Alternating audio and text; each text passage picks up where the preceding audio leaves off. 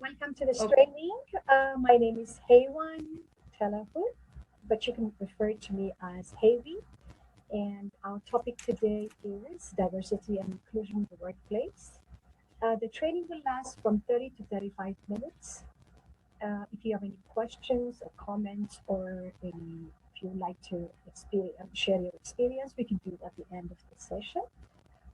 If you want to use a bathroom or toilet, you can actually flag me, hi, or you can send me on Zoom. I can give you a few minutes. Why don't we start the training? We'll start the video really short clip. Okay, just a moment. Hi, what's your name, darling? My name is Susan Boyle. Okay, Susan, where are you from? I am from Blackburn near Bathgate, West Lothian. It's a big town. How old are you, Susan? I am 47. And that's just one side of me.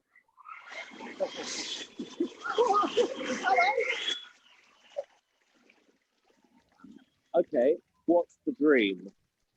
I'm trying to be a professional singer. And why hasn't it worked out so far, Susan? I've never been given the chance before, but here's hoping it will change. I dreamed a dream in time gone by. As you can see on the video, Susan Boyle, when she first came on stage, everybody was thinking, what is she doing? It makes her feel like small. It makes her feel like she doesn't belong there. The reason why most of the judges were rolling their eyes, and even the audience were rolling their eyes, because she is so different than the contestants before her.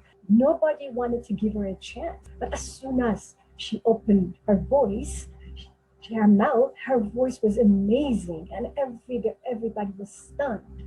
And I actually saw that show live, and I had the same judgment. And at the end, what Amanda said was really stuck to my head. She said, I'm so thrilled that we were all against you. Everybody was against you. But then again, she said something, and then at the end she said, this is the biggest wake-up call ever. And I can imagine the contestant after her are not going to be judged like she was judged, because her physical appearance does not define what she has to offer. So I wanted to bring that concept to actually our topic today, which is diversity and inclusion in the workplace. What is diversity? Diversity has two elements, acceptance and respect. What do we accept and respect? Our differences. It's understanding individual uniqueness and differences. We all know we're all unique, but then again, we always are afraid of our differences. We're afraid.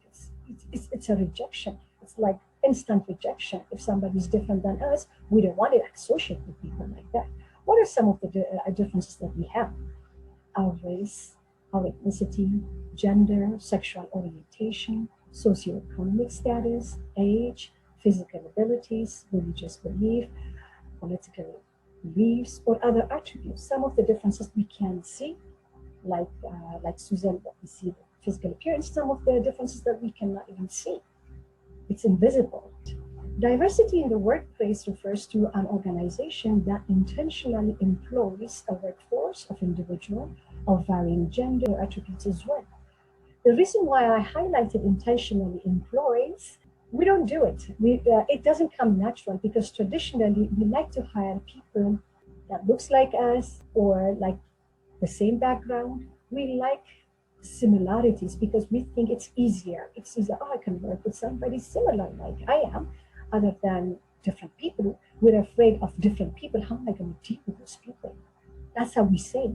So when you intentionally employ somebody different, you can diversify your workforce.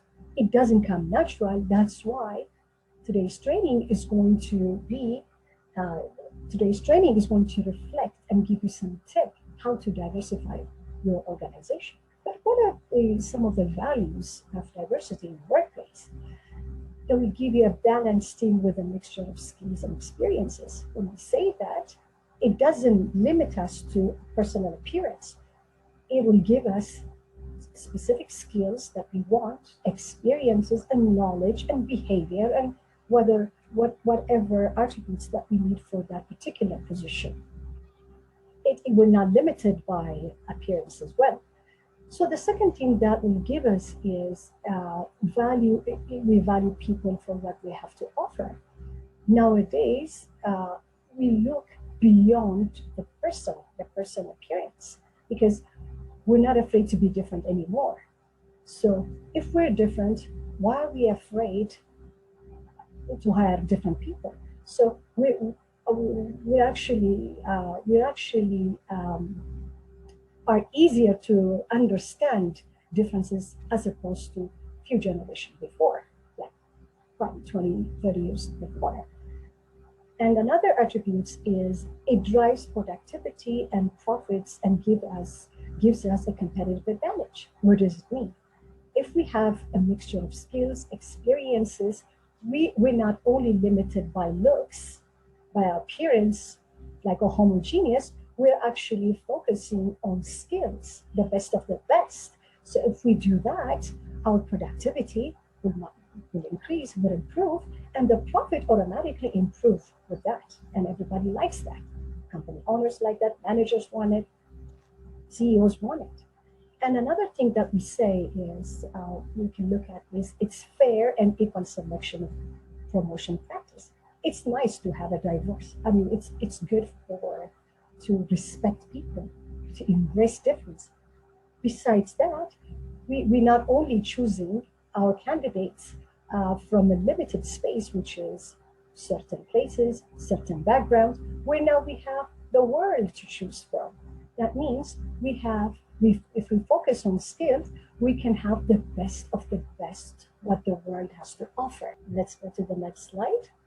Some of the values of diversity in the workplace, according to CIPD, employers who actually embrace diversity stand to reap many competitive benefits, while those who sit on the sidelines regarding diversity will quickly become less attractive to existing and prospective employees. An organization without happy and motivated employees or workforce, they don't go that far. It collapses. So when we focus on existing and prospective employees, from this point on, we will focus on existing and prospective employees. How? Our talent demands for diversity and inclusion.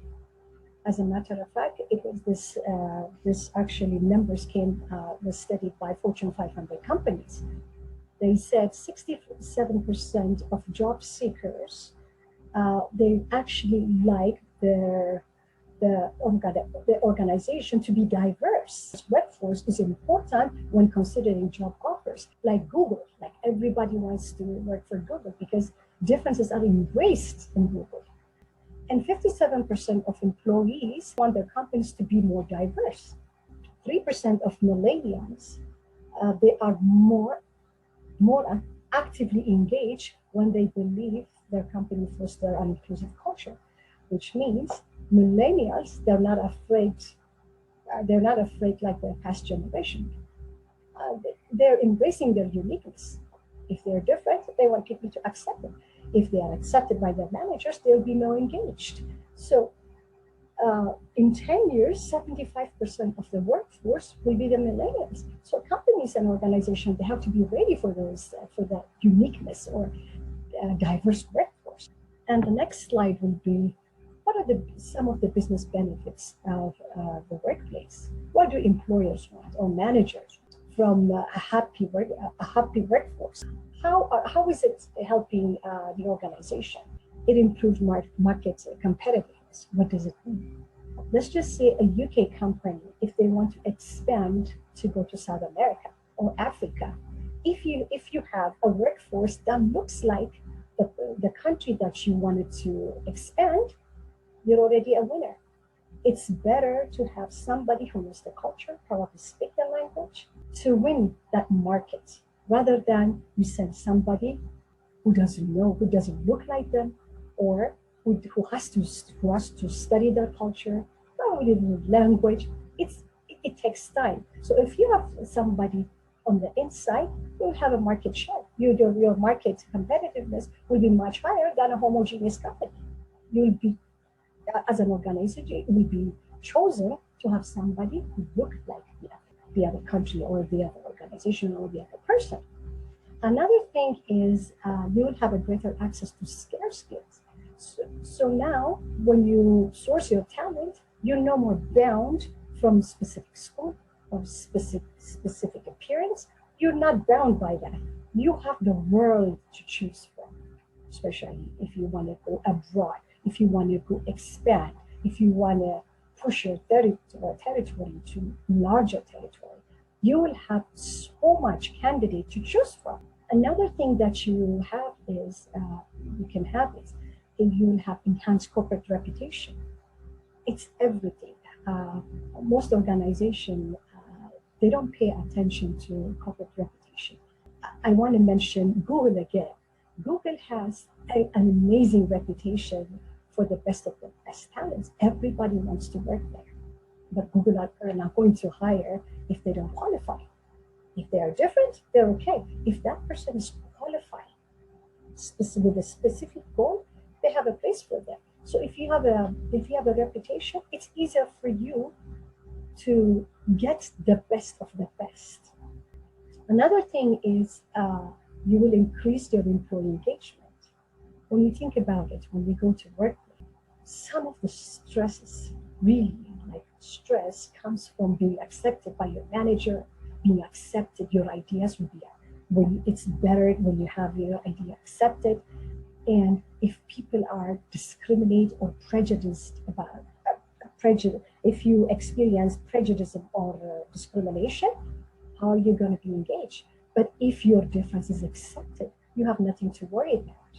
So one thing is done, so you have the job to focus. Another thing is for more innovation. We will talk about innovation in the next slide. Innovation does not come from homogeneous collection, like a group. Innovation comes from different ideas, thinking out of the box. When two people from different backgrounds, when you put them together and embrace one another, they can innovate. It's easier to have different ideas. So according to McKinsey's study, found that US public companies with diverse executive boards have a 95% higher return on equity than those with homogeneous board. 95% is a much higher percentage. That means the executive boards, they are the ones who make the decision. They are the policymakers. They are the ones who make the decision. When you have a diversified executive board, that means you will have a 95% higher returns. That's a good news as well. Let's go to the next slide. One of the few, there are so many successful companies that actually embrace diversity, but I have three that I can present to you today. Novartis is a pharmaceutical company with 125 plus employees. On their website, this is what they say.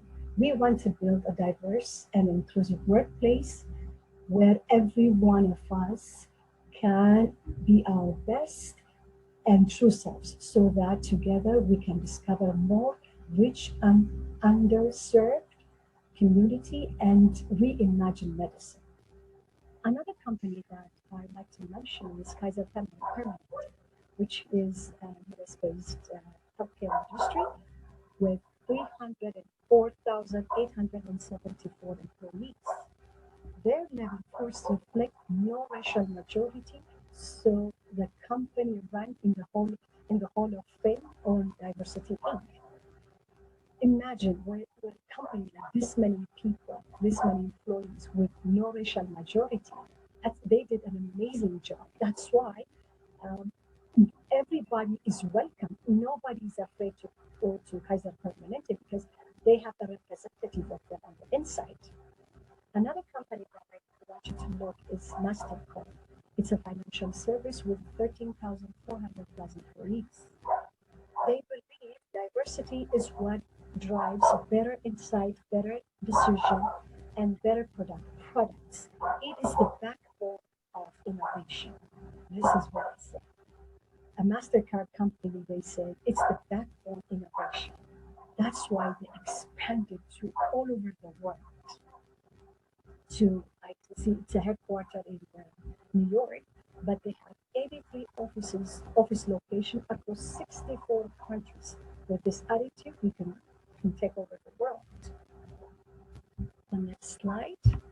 So, how do I implement diversity in the workplace? But how do I implement it to my organization? This is where the real training starts today.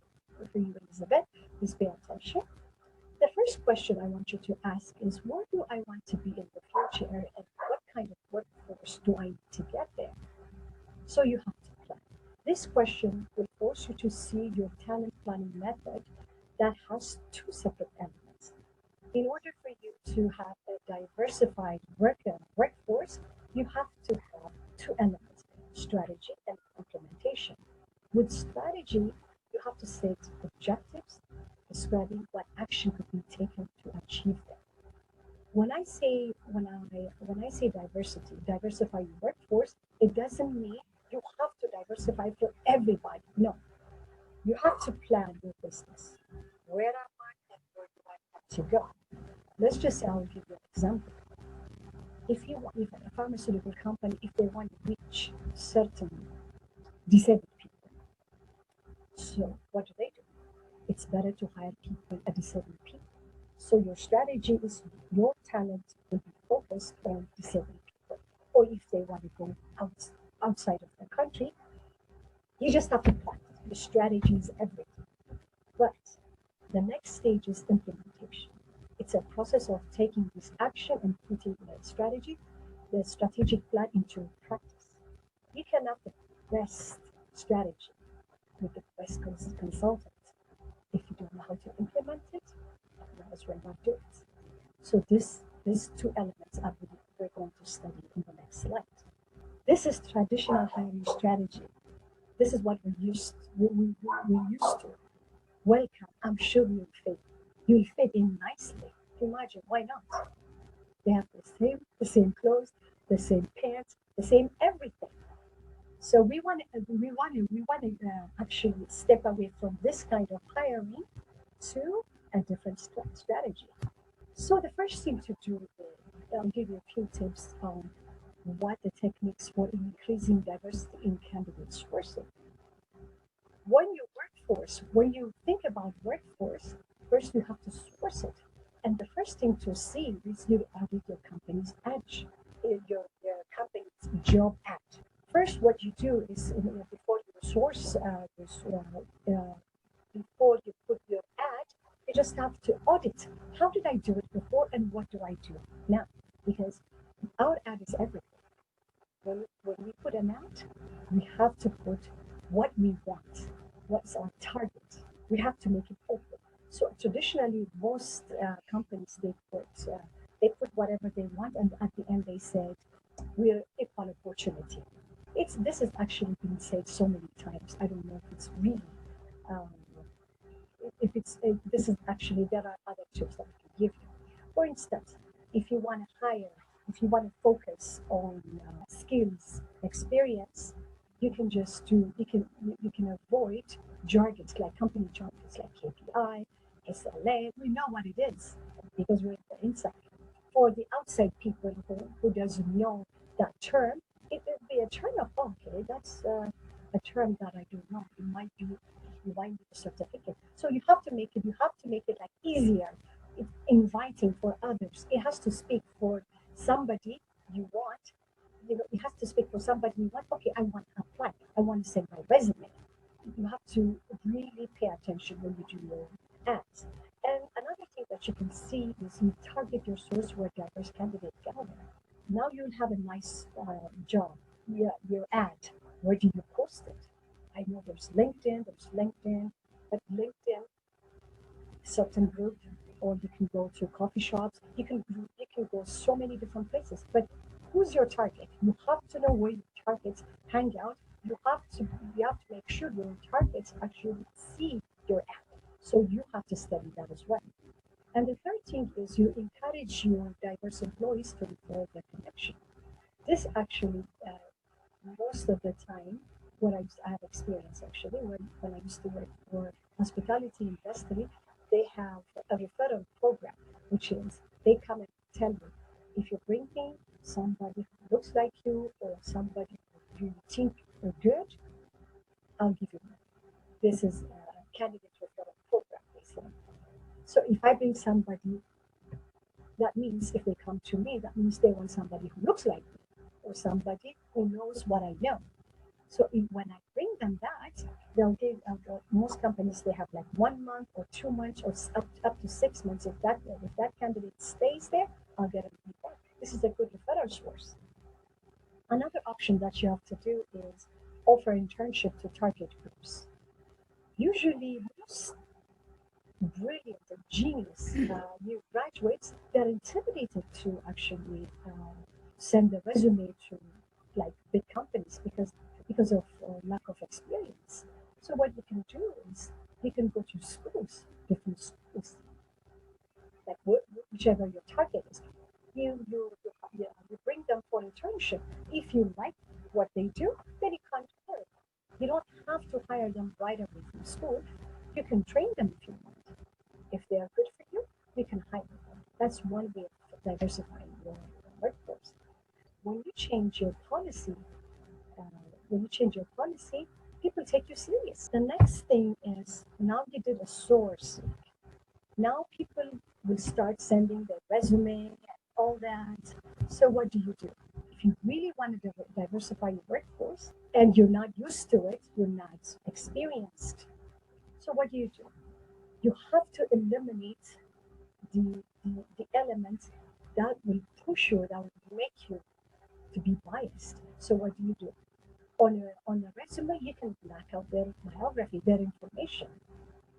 We can just leave their experiences and knowledge and skill. We can focus on their skills, knowledge and experience, and other behavior, whatever. And then another thing that you can do is you can use blind interviews. This is sending candidate text-based questions or through your recruitment platform of choices. Again, I'm experienced with this hospitality industry. They used to have on their website, they have a platform where you answer question and answer about 50 questions. They ask you different questions. And if they like you, they'll they will call you for interview. That means you take your resume with you, and you don't have to put your name. If they like your answer, they will call you. That's how you can do it. Another thing that you can use is the, the AI to review resumes. The artificial intelligence are being used nowadays, even with the hospitality industry as well. This you can set your parameters. You can flag and filter what you want. I want this specific skill. You can say to the AI, choose this specific skill with this specific experience and specific knowledge. It will do it for you. The artificial intelligence are not going to be biased because they only choose what you put. And another thing is you're picking the factors that you screen for, how you're testing and screening candidates. At the end of the day, you do all that, but you have to be honest to yourself. Do I really want to diversify the workforce? Which means you are the one for knocking out the resume or setting the parameters on the AI. Am I did I do it right? You have to evaluate yourself. If you can't do it, you can ask the consultant to do it for you. Okay, after screening, what do? The next thing you do is shortlisting and hiring. Now that we screened, we have resumes, screened resume, what do we do? Who do we shortlist and who do we hire? Again, if you're not used to diversifying the workforce, it's always better to use applicant tracking software. Again, we can just set the parameters, it will show it for you.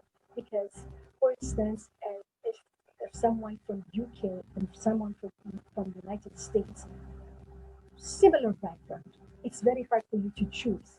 Not the AI will do it for you because you will set the parameter. You don't have to see their names, their appearance, the AI will do it for you. Another thing is see talent pipelines with diverse candidates. We only want to see our shortlist with candidates who are truly qualified. Diversity recruiting is all about hiring the best person, regardless of their background. You don't do it for the hell of it. You do it to improve your organization, which means you want to drive your workforce to be motivated, you want the productivity to be improved. You don't do it just because I have certain people here, certain you don't do it for you have to hire the best person. From that identical homogeneous workforce, you become you have this kind of workforce implementing diversity in the workplace. Now that all the people that you want are there, how do you implement it? It's not going to be easy. It's going to be work. And I'll give you some tip. In order for a diverse group of people to work together successfully, the work environment needs to be one where everyone can contribute to their full potential and no one is defined by their differences. And we all know that. Nobody, they don't want anybody to, you have to be able to stop being prejudiced and you have to, everybody has to come together. Everybody has to work together. The next thing is the company culture that celebrates all employees starts with a gesture as simple as reaching out. How do you reach out? Now you have a minority, sort of a minority in your workforce. How do you reach out? You can learn about their struggles and help make your workforce and your workplace environment fairer, and welcoming. That form of outreach, effort, and empowerment is called allyship. An allyship has seven characteristics of a great workplace ally. Number one, you can advocate for others. When you see minority as a manager, because you're the manager of the organization, you can advocate for them, for the minority or marginalized group that you hire. How do you advocate? By being their voice. I'm not saying taking over for them. I'm saying it's good to uh, for senior leadership, you can just advocate about them. Oh, this is a good worker. You can make the senior leadership, even your team, like them because they're not used to it. You can be their advocate. Another thing is speak up against injustice. This means many of us actually experience this kind of injustice, which means sometimes when you are a minority and people are not used to your name, they're trying to say some people are nice about it. How do you pronounce your last name? And you will tell them nicely. It's okay. They don't need to know, but you can educate them. But then again, some of them are so obnoxious. They're so loud. No, I don't know this answer. Blah blah blah. This is very much. It really shrinks the, the person that is being. It's like an attack. I would say it's an attack. So, as a manager, you have to step in and then you have to say, no, no, not tolerant. You have to be non tolerant. If you set an example to be non tolerant, people will follow you, even unintentionally. The third thing is give credit where credit is due. When you have the minority in your team, I'm not saying pretend as if everything they say is all nice. But when they say something substantial, you can give them credit in front of the team, in front of the manager. It will, it will make them feel comfortable and confident and share the spotlight. As a manager, probably as a manager, you don't have to say everything. If you hire like a minority or like a unique workforce, you can just share the spotlight. Let them say it if they are expert on this on that thing. Let them let them speak up. Let them share their spotlight. So people say, oh, okay, that person, oh, he's smart, or she's smart. Let them be acknowledged by others as well. Another thing is number fifth is educate yourself. I know when you are a majority and then you see a minority, you might not understand how they feel, but you can educate yourself. How can I be in their shoes? You can just nowadays we have it on the internet. You can just educate yourself as a manager. If you educate yourself, you can educate your team.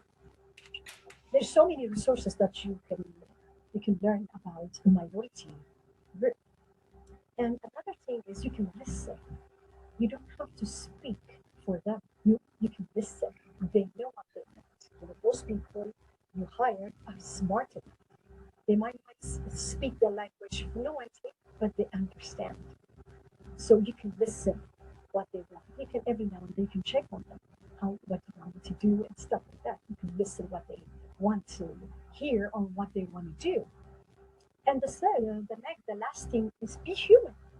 It's okay, you can make mistakes. You can chew their name. But then again, if you do it nicely, if you're humble enough to make them feel welcome, it's okay, they will teach you. I know this because I have worked with a majority in the organization as a minority. I know when people are nice and when people are not nice. So we can educate. It's okay. Being different is all right.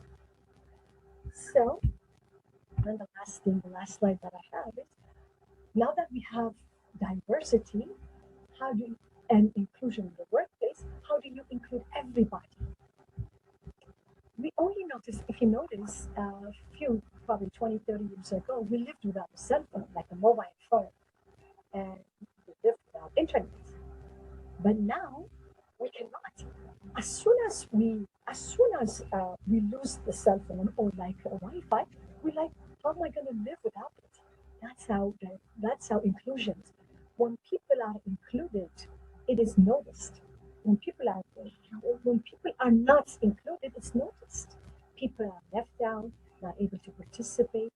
But when the people are inclusive, sorry, the video too. But when inclusion is part of a culture, we tend not to notice it as our differences either irrelevant or help to make it stronger. So that means um, if everybody's difference is embraced, you don't notice it. But as soon as you started, like a clickish thing, like when you start clicking, neglecting people, turning your back on people, they notice that. So all we have to do is just be humble and be mindful when we actually embrace others. Okay? All right, this is the end of the training, Elizabeth. Thank you for attending. If you have any question, uh, please, we can do it. We can give you the question. Great. First of all, I would like to thank you so much for this presentation. It's been very informative and educational, to say the least. And thank you, Harry. Thank you so much. I really appreciate for attending this training. Definitely in the future, I can contribute more. And thank you for coming again. See you soon. Thank you. Have a good day. Okay, bye-bye. Bye-bye.